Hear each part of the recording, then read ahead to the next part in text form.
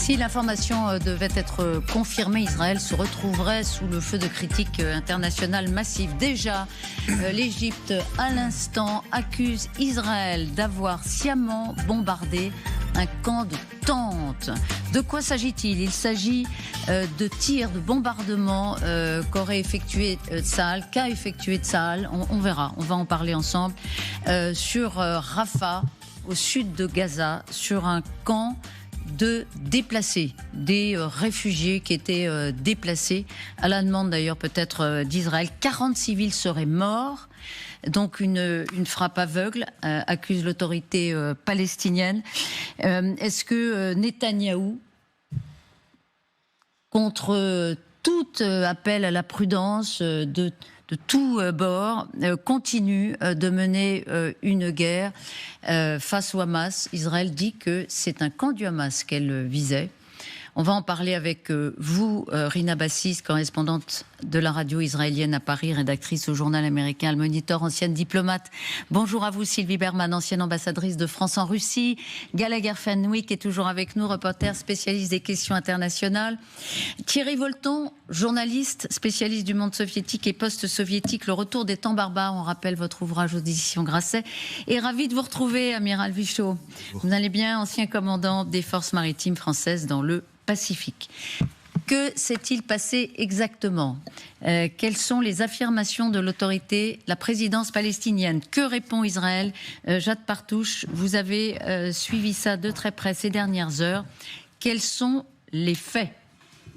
Pouvez-nous nous dire ? Pardon, je m'installe. Voilà. Je vous effectivement, une importante frappe a eu lieu hier à Rafah aux alentours de 22h. Rafah, donc c'est au sud de la bande de Gaza. Version contre version. Alors côté israélien, l'armée affirme avoir visé un complexe du Hamas à Rafah, dans le quartier de Tal al-Sultan. On est au sud-ouest de la bande de Gaza, dans lequel opéraient, je cite, d'importants terroristes du Hamas. La frappe a été menée. Voilà, on voit le communiqué de Tsahal hier aux alentours de 22h. Des avions ont récemment attaqué un complexe du Hamas à Rafah où séjournaient des terroristes, et Israël a agi, ils le disent, conformément au droit international. 2 responsables du Hamas ont été éliminés. Alors les noms de Tsahal les donnent. Yassine Rabia et Khaled Nagar, 2 responsables du Hamas en Cisjordanie, impliqués notamment dans 2 attaques en 2001 et en 2002 qui avaient tué des soldats de Tsahal. Dans un communiqué hier à 23h, Tsahal précise avoir eu connaissance de rapports indiquant qu'à la suite de la frappe et de l'incendie, plusieurs civils de la zone ont été blessés, et précise qu'une enquête est en cours justement pour analyser cette frappe. Côté Hamas, ils accusent Israël d'avoir délibérément visé le camp de déplacés de Bar Kassat, donc dans ce quartier géré par l'agence de l'UNRWA, donc un camp qui est censé être sanctuarisé par les organisations humanitaires. Communiqué du Hamas sorti 20 minutes après l'attaque, qui parlait déjà d'une trentaine de morts. Écoutez le responsable du Hamas. L'armée d'occupation israélienne a bombardé plus de 10 centres pour personnes déplacées au cours des dernières 24 heures. Et le dernier commis est un horrible massacre dans le centre pour personnes déplacées au nord-ouest de Rafah. Le massacre a fait plus de 30 martyrs et blessant des dizaines de personnes.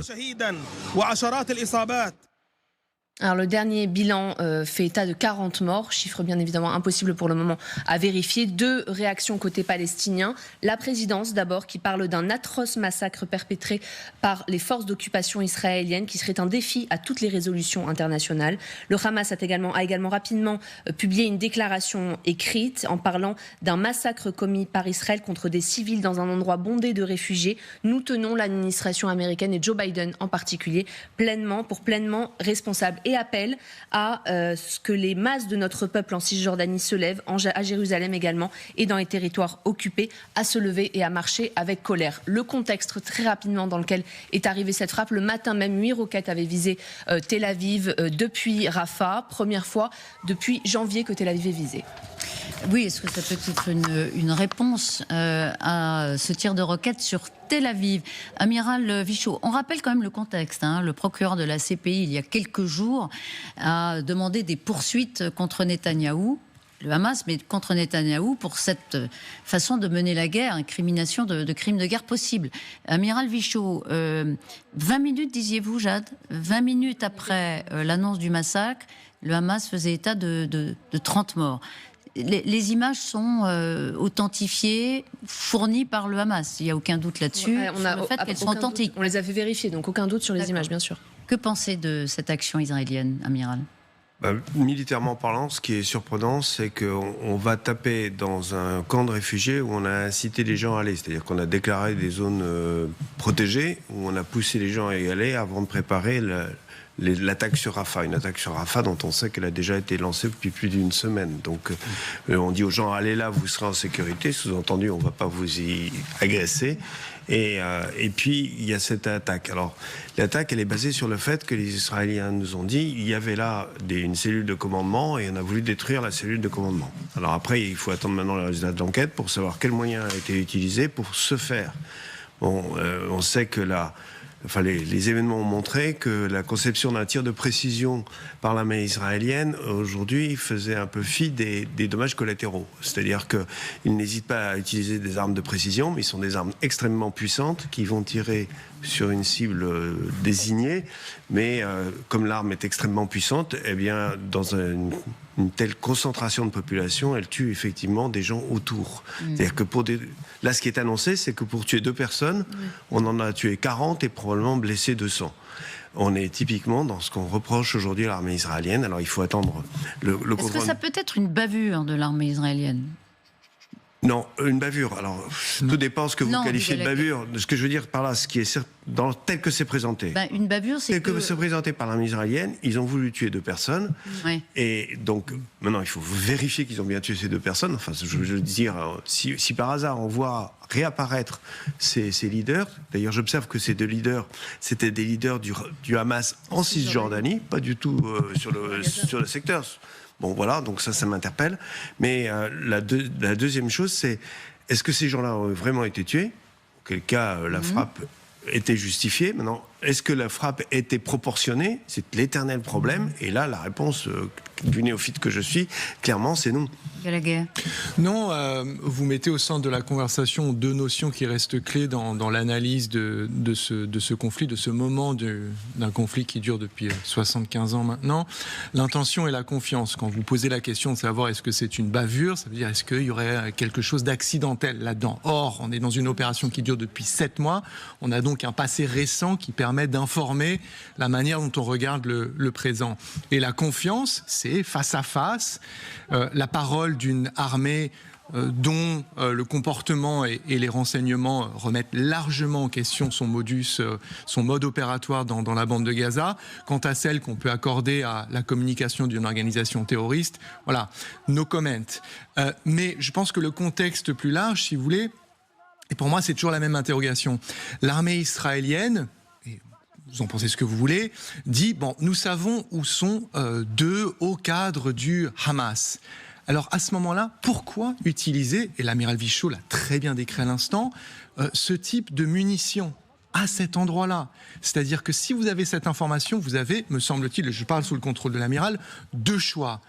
Les munitions dévastatrices, donc vous acceptez de tuer des dizaines de personnes à côté de ces cibles, ou alors des forces spéciales. La différence, quand vous utilisez une munition comme ça, c'est que vous allez transférer le risque opératoire sur les épaules des civils palestiniens qui sont supposément à côté de ces personnes, plutôt que de faire endosser ce risque-là à des militaires professionnels, vos forces spéciales, qui pourraient, si vous avez un renseignement aussi précis que cela, aller éliminer ces personnes. Sans envoyer de soldats israéliens tuer les 2 cibles, il y a quand même pas une façon de viser les 2 responsables du Hamas qu'on veut tuer, sans bombarder comme ça et tuer 40 civils. Il n'y en a pas.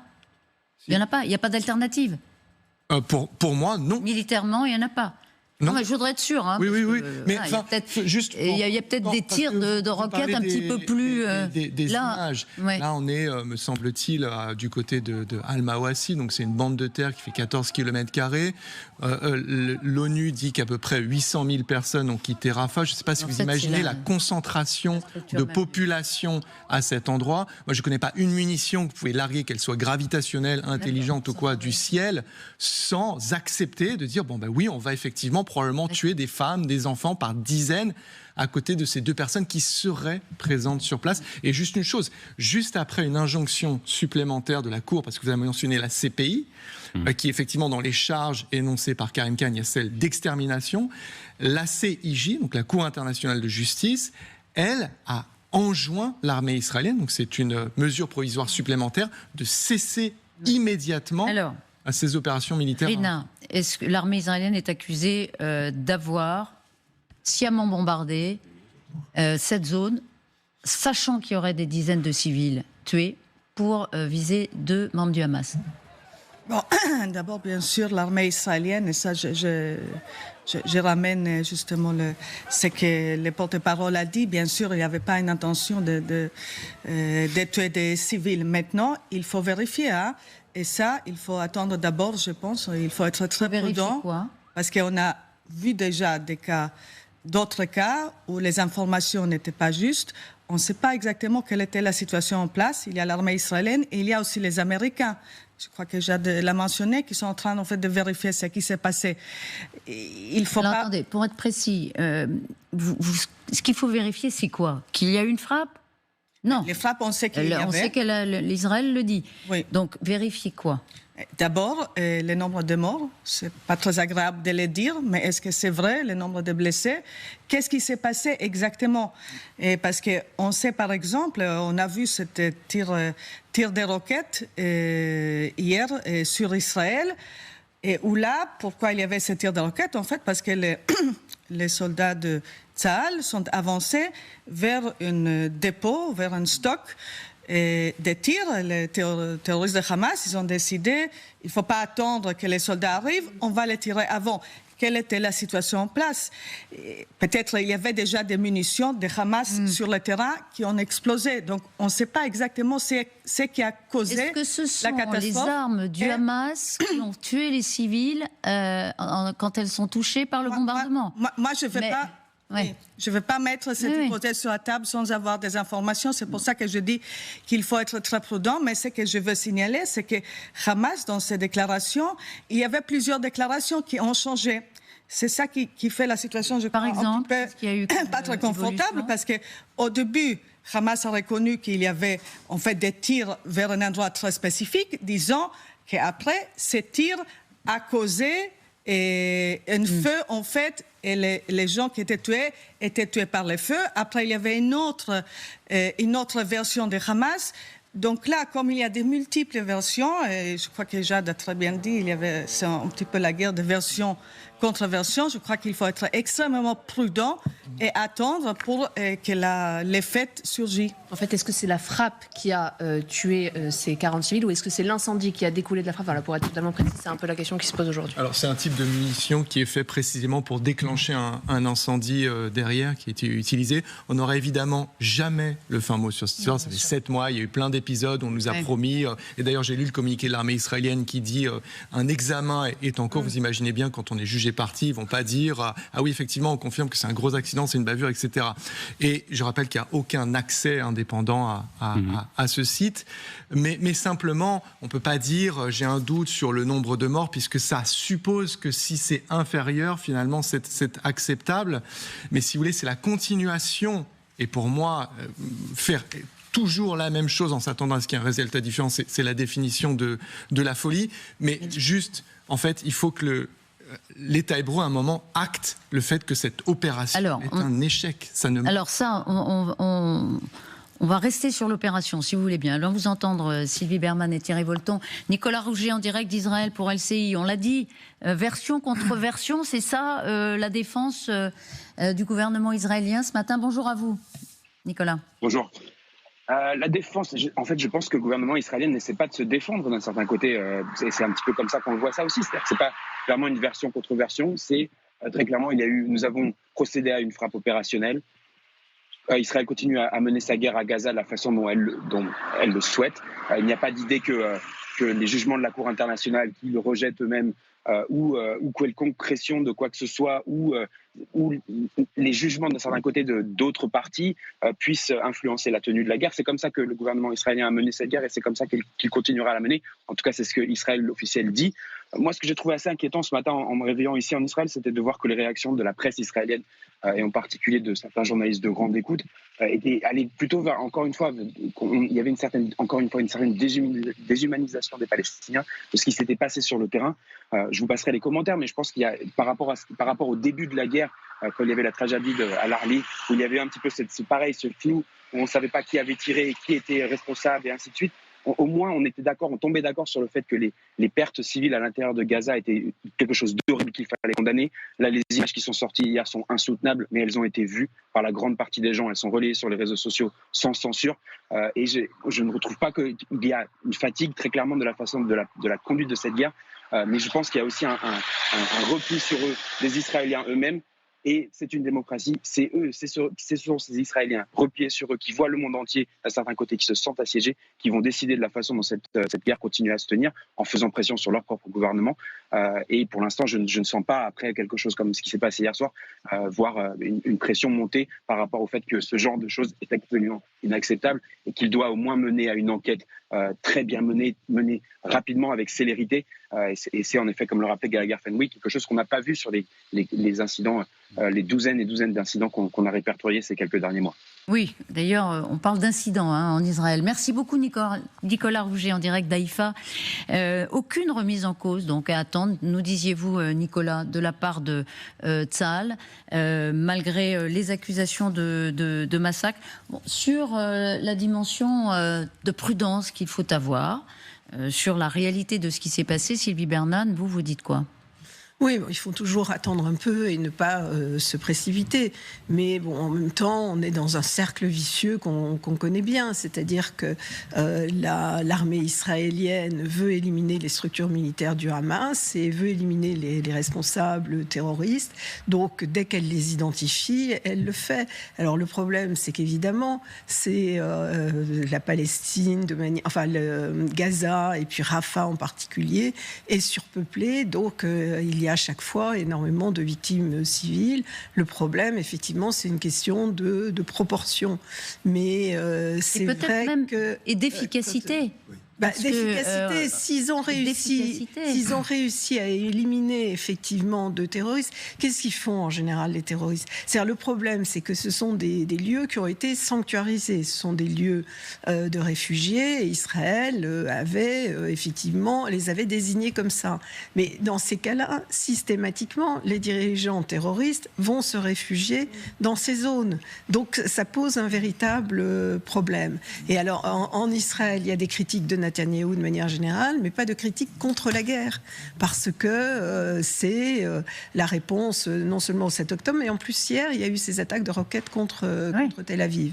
Et la justice internationale, eh bien, de toute façon, les Israéliens, comme d'ailleurs les Américains, considèrent qu'elle ne s'applique pas à Israël.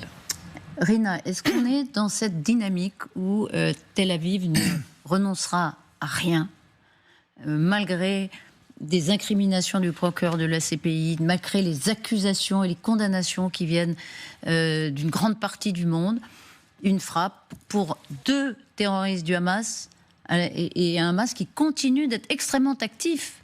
Par ailleurs, j'interrogeais l'efficacité de la guerre menée par Tsahal depuis le début de l'invasion de Gaza terrestre. Elle est quand même très discutable. Rien ne bouge. Oui, Jérusalem, vous voulez dire. Jérusalem, pardon. Non, je crois que d'abord, je vais justement me référer à ce que Madame l'ambassadrice a dit ici. Je crois que quand même en Israël, il y a beaucoup de voix qui disent que cette guerre, elle ne va pas se terminer. Donc, que le but de cette guerre que M. Netanyahou a mis sur la table, d'éliminer Hamas, on ne va pas y arriver. On ne va pas y arriver. Et même là, il y a des chefs d'armée qui le disent très clairement. Ça va prendre pas des jours, pas des semaines, des mois, peut-être des années. Et donc, ce n'est pas une but réalisable.